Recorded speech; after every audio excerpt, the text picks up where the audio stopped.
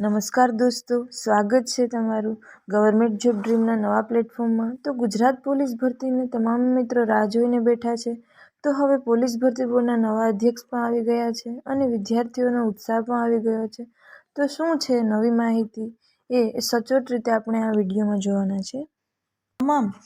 તમારા આ બધા પ્રશ્નોના જવાબ છે એ આ વિડીયોમાં મળશે। તો મિત્રો, આપણા આ નવા પ્લેટફોર્મમાં જે પણ મિત્રોએ હજી સુધી ચેનલને સબસ્ક્રાઈબ ન કરી હોય તો અત્યારે જ કરી લેજો, કે જેથી પોલીસ ભરતી અને ગવર્મેન્ટ જોબને લઈને તમામ અપડેટ છે એ સૌપ્રથમ તમને મળતી રહે।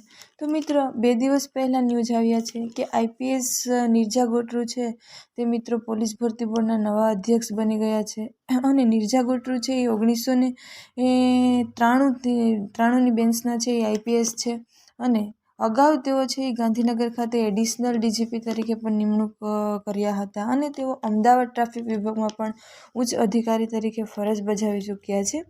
તો જેવી રીતે આપણા હસમુખ પટેલ સાહેબે માહિતી આપતા અને જેઓનો વિશ્વાસ હતો, તેવી રીતે આપણે પણ નિર્જાબેન ઉપર પણ વિશ્વાસ મૂકી શકીએ છીએ। અત્યાર સુધી તેઓ છે એ સારી સબી બની છે અને તેઓ છે ઈમાનદાર અને એક કડક ઓફિસર તરીકે રહ્યા છે। તો ગુજરાત સમાચારમાં એવું કહેવામાં આવ્યું છે મિત્રો કે નવેમ્બરના બદલે હવે ડિસેમ્બરમાં યોજવામાં આવશે।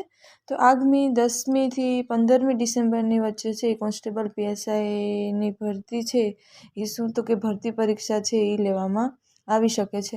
તો મિત્રો, એવી માહિતી પણ મળી રહી છે કે જે પગમાં બાંધવાના જે બેન્ડ હોય છે કે જેના માટે છે આ ભરતી છે એ લેટ થઈ છે અને એવી માહિતી મળી રહી છે કે તેના પણ ઓર્ડર અપાઈ ગયા છે। તો ટૂંક જ સમયમાં ભરતીની જાહેરાત કરવામાં આવશે।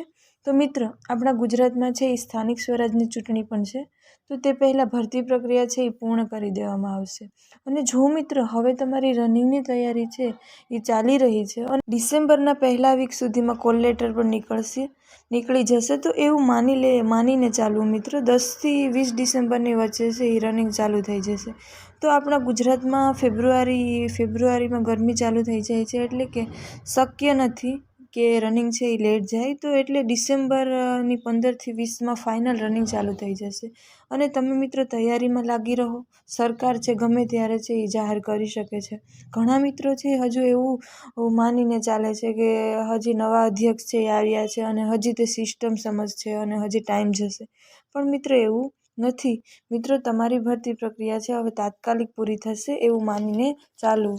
તમે તમારી તૈયારીમાં લાગી જાઓ, આજુબાજુના નેગેટિવ તત્વોથી છે એ દૂર રહો। તો ભરતી છે એ ફાઇનલ આવી જ ગઈ છે મિત્રો।